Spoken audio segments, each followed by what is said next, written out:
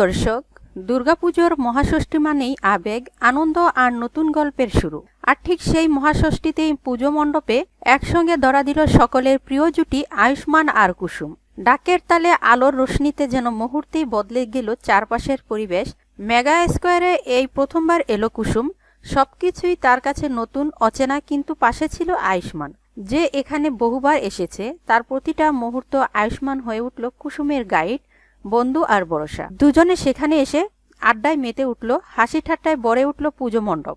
কথার ফাঁকে হঠাৎই কুসুম ফাঁস করে দিল আয়ুষ্মানের কিছু গোপন কথা, আর তাতেই খানিকটা লজ্জা, খানিকটা হাসি নিয়ে আয়ুষ্মান বলে বসে, আমি বুঝে গেছি এই মেয়েটির রিয়েল লাইফেও আয়ুষ্মানকে দরকার। কিন্তু গল্প এখানেই শেষ নয়। পুজোর অনুষ্ঠান শুরু হতেই মণ্ডপে নাচতে শুরু করে কুসুম। আর সেই মুহূর্তে থেকে এক সেকেন্ডের জন্য কুসুমের দিক থেকে চোখ সরাতে পারল না আয়ুষ্মান। চারদিকে হাজারো মানুষ, আলো জলমলে পরিবেশ, কিন্তু আয়ুষ্মানের চোখ যেন শুধুই কুসুমকে খুঁজে ফিরছিল। কুসুম নিজেও অবাক হয়ে প্রশ্ন করে, এত মানুষ থাকতে শুধু আমার দিকেই তাকিয়ে আছেন কেন?